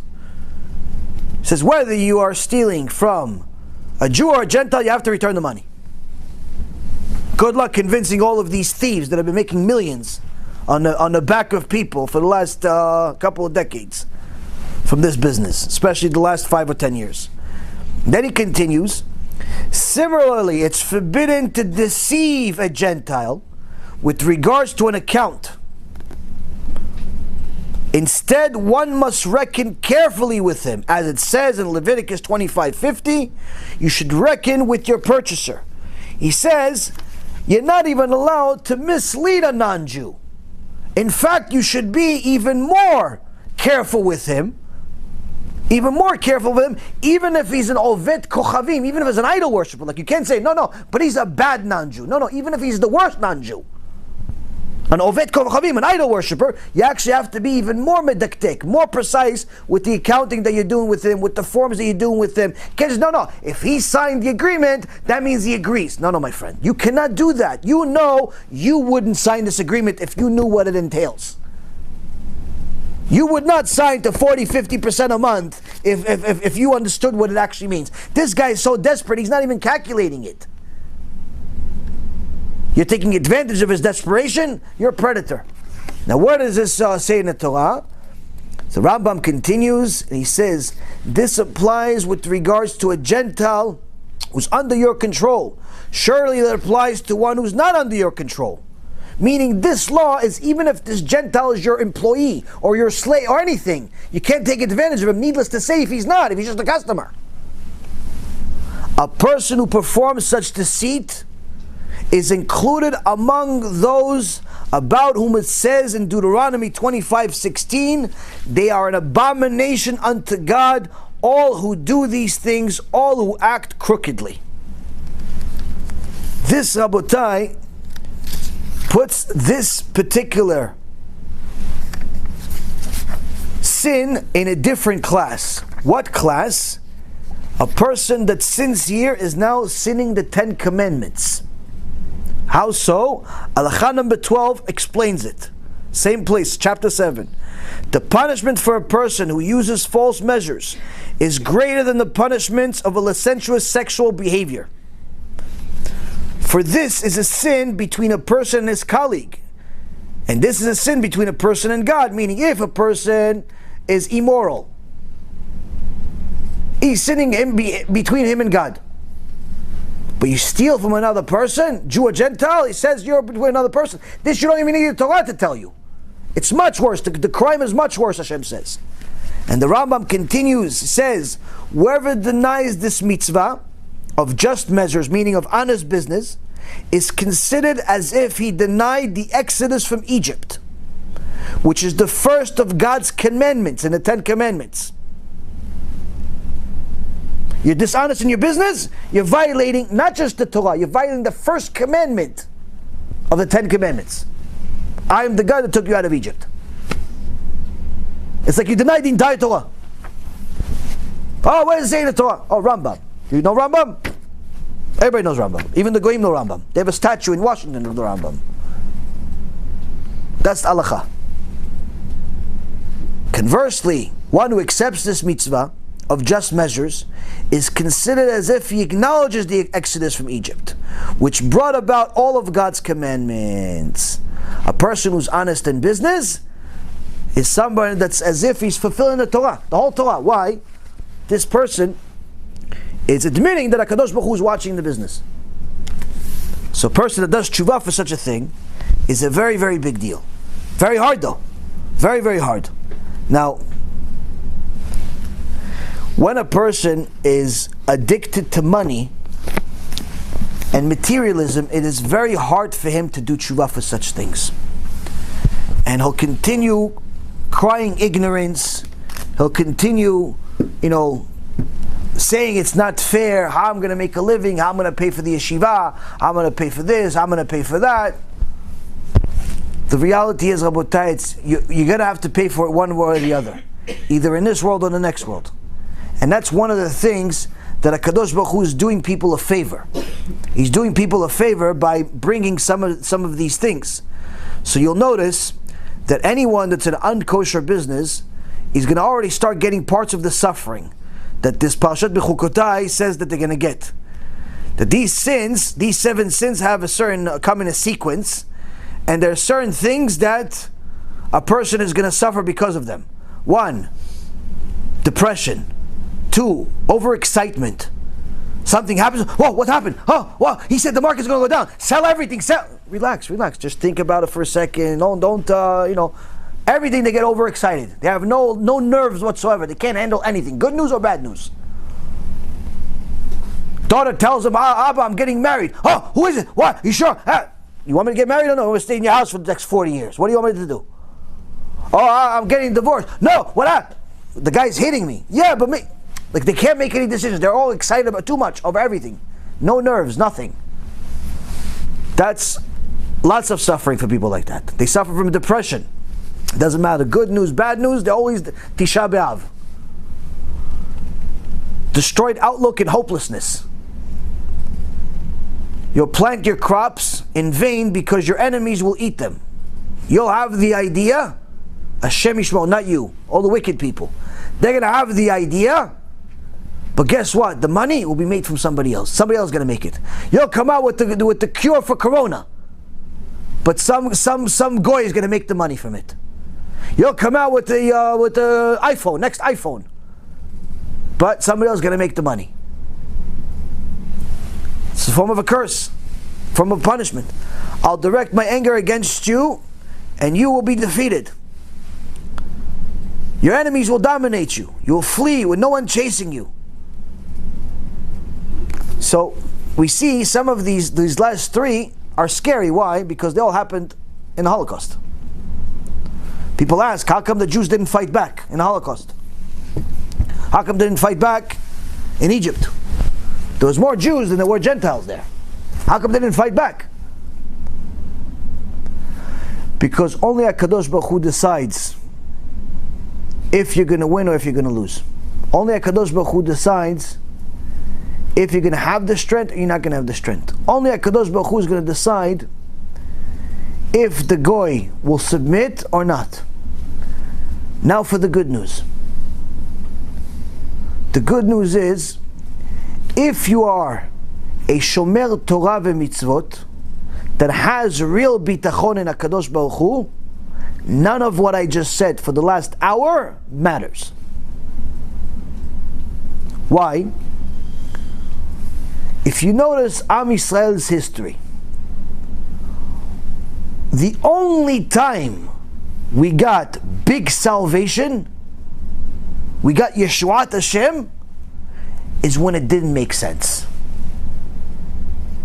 Let's start from the beginning. Avraham Avinu, the father of Judaism. When did he get his salvation? When it made no sense, not physically, not rationally, not anything, nothing. Why? He's the only Jew in the world. He's the only guy in the world who believes in Hashem. And he said, listen, for that, we're going to throw you in the fire. There was no promise from God for him, for anything to be saved. God didn't speak to him yet. When did he get the salvation? When the whole world says you're wrong, and he says, I'm going with Hashem anyway. Fast forward. Am Yisrael in Egypt. We're there for 210 years. 210 years we're suffering. For much of that time as slaves, we're being beaten, we're being slaughtered, being murdered. They're taking our kids and putting them instead of cinder blocks in the pyramids. Women are carrying the baby for 9 months just to kill it a second later. Hashem Yishmor v'yatzil. Now you would think, if you're in Egypt right now, someone says, no, the Mashiach's going to come. The Mashiach's going to come. If the Mashiach was going to come, if we're in Egypt, that's what we're going to say. If the Mashiach was going to come, he would have come when? He would have come when Yaakov Avinu was here. 200 years ago, Yaakov Avinu and all 12 tribes, Tzadikim Kedoshei Elyon. These are the most righteous people that ever lived. Mashiach would have come when Yaakov Avinu was here and the 12 tribes were here. That's when Mashiach should have come. Now he's going to come. We're already at the 49th level of Tum'ah. Idol worshippers, all types of sins, Hashem Yishmo. How is he going to come now? Mashiach is going to come now after we're already slaves for 200 years. We've become idol worshippers. If he would have come, he would have come at the time of Yaakov, not now. When did Mashiach come? After 210 years. Where it didn't make any sense. It did not make any sense for Mashiach to come, for Moshe Rabbeinu to come and take them out of Egypt when they're in the 49th level of Tumah, the worst level Am Yisrael ever was until today.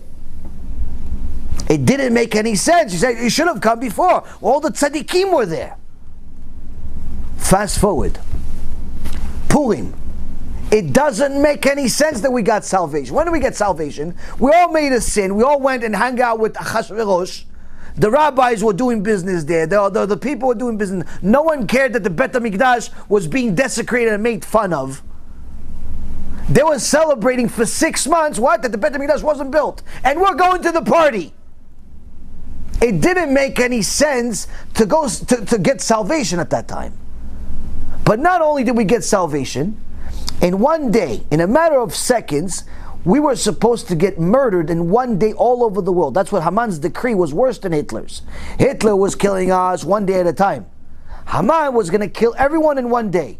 Everyone, they had control over the entire world, 127 countries, and everyone got the commandment, on such and such day, at such and such time, kill every single Jew in front of you.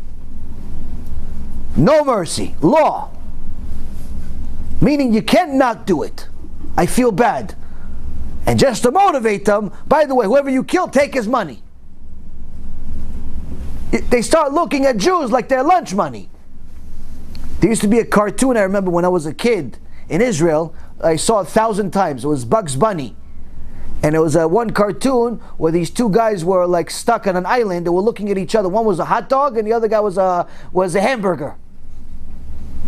And then they looked at Bugs Bunny and they saw him as the next lunch. Everybody looked at each other as food because that's all they had. That's what the Goyim were looking at us. Why? They said, listen, not only is it a law that if we don't do it, we're going to get killed, but on top of it, we get paid for it. We take all their money. You kill this local banker, you get all of his money. You kill this lawyer, you get all of his money. You kill this construction worker, he worked his whole life, but you get it.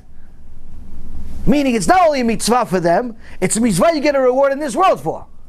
Meaning, who would have thought that the salvation was going to come at that time? It doesn't make any sense. Not only the salvation came, but in the same time that we were supposed to get killed, all of a sudden, Am Yisrael starts killing all of their enemies. Without rockets, without tanks, without jeeps, without bazooka guns. With what? With kitchen knives and stenders. They took the stender, trach, the guy dies. That's it, finished. Okay, Gemara, we'll finish with the Gemara now. Okay, we'll take a break. Okay, guys, the kollel, okay, we'll finish learning. Everyone, bring your stender with you. We're going for a class trip. What are we doing? We're going to kill Amalek. Bring your stender. Trach, Amalek dies. Finished. Okay, you have a minyan? You finished 10 yet? Okay, you go back to learning. If you kill 10, you go back to learning. In one day, we start killing all of our enemies. With stenders, not even with rockets. No iron dome. Kitchen knives, dull knives. You know those butter knives that no one knows why they're there still? Why do they still make those butter knives? Who uses them, Bichlal? Every set has this butter knife. Who uses it? I get so upset when I see them. Such a waste. It doesn't cut. It doesn't do anything. And who eats that much butter anyway? They need so many butter knives. But that's how we killed the Goyim. I guess maybe that's what Hashem is preparing us for. Carry your butter knives. That's going to be your mitzvah, Timchot Amalek. Your butter knife is going to be, not the Iron Dome, not the bazookas, not coronavirus, nothing. It's going to be the butter knives. Chidush, this is a nevuah, prophecy. Yaron Uved's prophecy, butter knife is going to be the weapon of the future. Somewhere, it has to be used for something. It was used at the time of Haman, it's going to be used again. It says it's whatever happened in Egypt, really, not at the time of Haman, but anyway. Well, chidush. Butter knives. Comes with every set. Every house has 5,000 of them. No one knows what to do with them. Now, the salvation came at a time it did not make any sense whatsoever. Didn't make any sense. HaKadosh Baruch Hu works that way. There are certain things that HaKadosh Baruch Hu instilled into nature that are dafka unnatural. Certain things that he did, that he put into nature, that are dafka against nature. Just to show you, he is nature. He is above nature.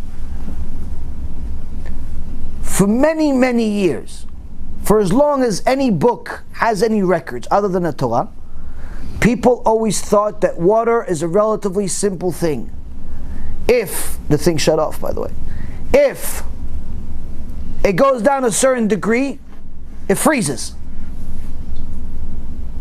Freezes, becomes ice. Everyone knows this. You don't even have to go to school. You put water in the freezer, freezes after a certain amount of time, right? Scientists recently discovered they do not know anything about water. Why? Until now, we thought if we freeze it, goes down a certain amount of degrees, it freezes, becomes ice. If we boil it, becomes smoke, nothing, goes into the air, becomes steam, right? Scientists discovered that water that goes up a certain amount of temperature, very high temperature, fast, freezes, becomes ice, which completely defies the laws of nature. Completely defies the laws of nature. Meaning, everything we thought we knew, we don't know anything. HaKadosh Baruch Hu does things like this, little tricks like this that he does in his little game that he has this called this world. Show you, there's no nature, it's me. It's HaKadosh Baruch Hu. The Baal Shem Tov, Alav Shalom, tried to instill such understanding in his students. He would go, his Avodat Hashem was very unusual. He would take journeys to different places without preparation. He would say, okay, we're going, everybody has to pack up in 2 seconds and we're leaving without preparation, without food, without sandwiches, without drinks, without nothing. We're going out. How long? Where we going? We don't know, just go. One time he's with a Talmid, he says, okay, we gotta go on a journey, next journey. Pick up, left. They start walking, they're in the woods, they're in a desert, there are all types of places. There's no little huts over there you can buy a bottle of water, mineral water, cool because you have some ice, nothing. So the Talmid that's with him starts getting thirsty. He says, Rebbe, I'm thirsty. Keep walking, keep walking. Rebbe, I'm thirsty. Keep walking, let's keep going. Got to the point where the guy couldn't talk. He says, Rebbe, I'm really, really thirsty. I can't even have a conversation. I'm so thirsty, I need to drink something. The Baal Shem Tov looks at him. Let me ask you something. Do you believe that when God created the world in 6 days, stopped on the 7th, this creation, you believe in it? Yes. Now do you believe that HaKadosh Baruch Hu, that Hashem, when He created the world, He took everything into account? Yes, 100% Rebbe. Do you think that He also took into account the 5,400 years later, there's gonna be a Jew, it's gonna be in the woods, trying to go serve Hashem, by reaching other Jews in lost places. And that Jew is gonna be thirsty, but there's not gonna be water anywhere. Do you think HaKadosh Baruch Hu took that into account? He said, yes. You think HaKadosh Baruch Hu is gonna let him stay thirsty? He says, no. Okay, keep walking. Not 5 minutes passed, they see some goy with a whole caravan full of water. Hey, stop. What are you doing here? The guy is frustrated as can be. He's like, why? What's wrong? Listen, my boss went crazy today. I have no idea. My job, I built stuff. My boss today decided, listen, today you're going to take all this water and just go around the park all day. Go in the woods. Maybe somebody needs water.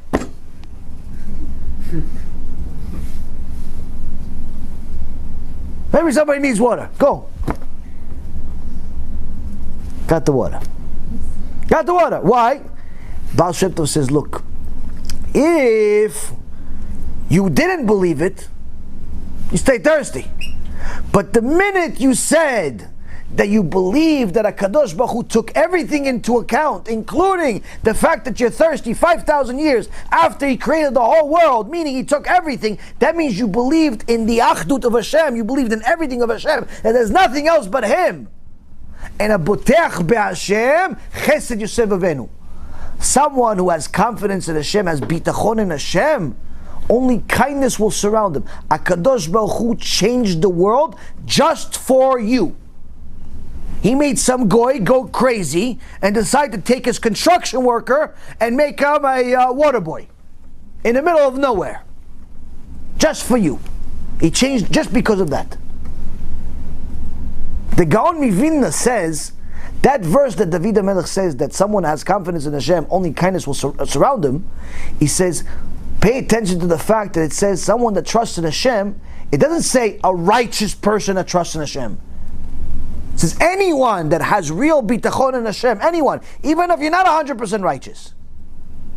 That's already enough of a reason for Hashem to give you kindness. Now,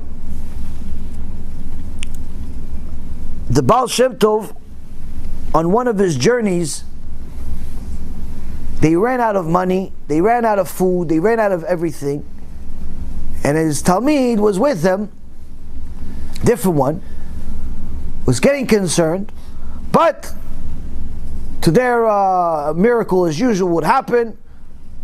Some rich guy sees them, identifies the Baal Shem Tov, he says, Kvod Harav, please stay with me, I'll host you, everything you need we'll take care of. So they get hosted, and this host was very generous, gave him a gold coin. Now in those days, a gold coin was very, very valuable. It's enough money for, a year or two. It's a ton of money. The Talmid of the Baal Shem Tov was so excited that he got this gold coin, he almost said Alel on it. He almost said a special blessing on this. Oh, we're not going to have to worry about money. Anywhere we go, we can buy stuff. Baruch Hashem, our journey's paid for.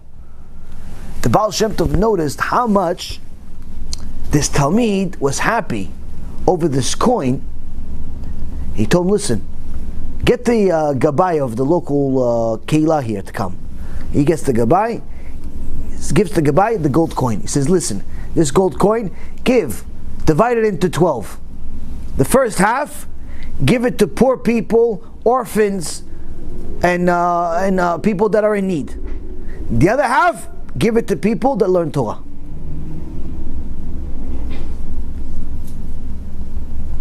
He takes the money, he walks away.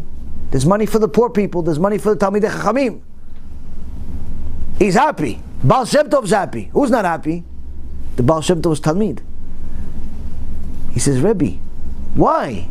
Why? Finally we got some money, we can pay for stuff, we don't have to worry. Why are you putting yourself again in this situation? We have to depend on another miracle. Why? The Baal Shem Tov starts laughing. He's having a good time. He goes, Rebbe, were you making fun of me? He goes, no, I'm not making fun of you, chas v'shalom. I'm just laughing how you forgot something. He goes, what did I forget, Rebbe? What did I forget? He says, you forget that HaKadosh Baruch Hu is the one that runs the world. And as long as He's alive, you have nothing to worry about. If HaKadosh Baruch Hu is not alive, then you have everything to worry about.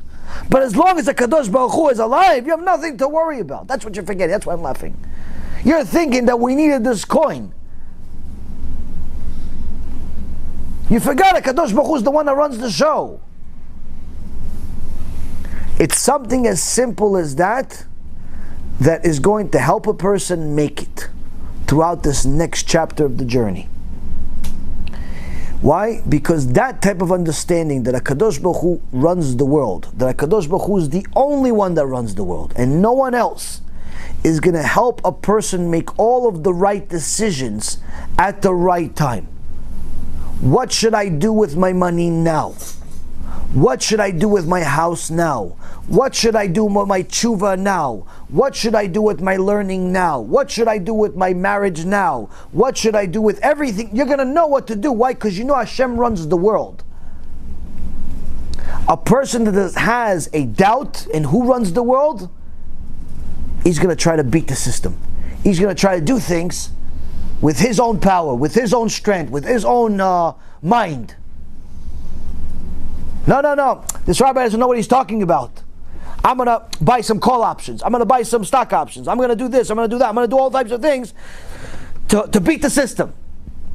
You're not getting the point. HaKadosh Baruch Hu is trying to tell us clearly right now. The show is over. It's time for everyone to make their decisions of what you want to bring into the next world. You're allowed to work, you're allowed to make money, you're even allowed to make investments, no problem. But if that's your priority in life and HaKadosh Baruch Hu is secondary, you have a very serious problem. Why? You're not going to have another chance. So that's why HaKadosh Baruch Hu is shaking up the world in such a way where everyone is put up to question. Everyone's going to realize that everything they knew, everything they thought they knew, is incorrect. That reality check is very painful. Now, if a person humbles themselves, realizes, okay, you know what? I focused on making money my whole life. I made some money. I'm okay. All right, maybe I should focus on some more mitzvot too. Take some of this money and help some Jews do tshuva with it. Maybe I should take some of this money and actually help the rabbis that are helping people do tshuva. Maybe I should actually, instead of have 3, 4, 5, 6 houses, maybe I should condense a little bit. I don't really need all these houses. Oh, you don't have any money? No problem. You have time. You have 24 hours in a day also. You don't have a different schedule. You also have 24 hours like everybody else. Maybe I should spend some more time learning Torah. Instead of learning about the who's winning in sports and who's going to be the next president, maybe I should spend some more time learning Torah. Maybe I should help do things in the community to help people. The point is that a person is going to be put to the test right now because HaKadosh Baruch Hu is going to bring everyone down to the same level. What you do on the way down is going to determine how you're going to look once the dust settles. Whether you're going to rebound and be at a much better level than everybody else or not. In the investment world, at times like this, cash is king. And the reason why is because eventually the dust is going to settle. It may take 6 months, it may take 2 years, it may take whatever. But eventually it's going to get to the point where everyone is going to vomit from the amount of losses that they have. People are going to commit suicide, people are going to get fired, all types of mayhem is going to happen eventually. Now, at that moment, when everyone is vomiting, at that moment when people are pretty much jumping out off of roofs because they lost their life savings, at that moment when people are so hysterical that they think the world is over, that's when it's time to invest. That's when you wish you had all the cash in the world because everything is too low. Even more so when it comes to mitzvot. Right now, the world is too low when it comes to mitzvot. There's not that many people that are focused on Torah. People are focused on money. People are focused on business. People are focused on all types of physical desires. Right now is the time to invest into mitzvot. Right now is the time to learn more Torah. Right now is the time to do more kiruv. Right now is the time to get better with your, as far as your midot. Right now, why? Because right now it's at a low. It's never been this low. Even at the time of Mount Sinai, we were at the 49th level of Tumah. The Or Chaim HaKadosh says that before Mashiach comes, we're going to be at level 50. Gay parades every other day, open stealing, open abortions, open season on against Hashem. Everything is against Hashem all day. All day people make fun of Hashem. Right now it's at a low, Rabotai. Right now is the opportunity to do mitzvot. Right now is the opportunity to invest into Olam Haba. Mark my words, the people that invest now are the ones that are going to be the winners in the end. Just like the ones that bought at the low of 2008, just like the ones that bought at the low of 2001, and so on and so forth. When you invest into mitzvah when no one else is doing it, it counts a whole lot more because you're buying it at a low. You're buying it when nobody else wants to buy it. This, Rabotai Kareem, is my advice to everyone. I don't know whether you should buy or sell stocks. That's not my business. My business is to tell you what I have from the Torah and a little bit of experience that I have in the markets. You do whatever you want. At least you know, now you have information to make an educated decision. That decision, you have to make. I can't make it for you.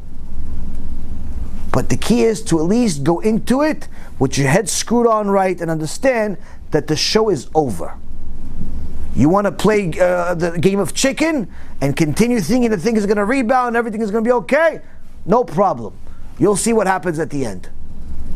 You'll see what happens at the end. Why? It's not cursing, it's not wishing you back, chas v'shalom. I wish I'm wrong. It's just a reality. It's a reality that the situation is horrible.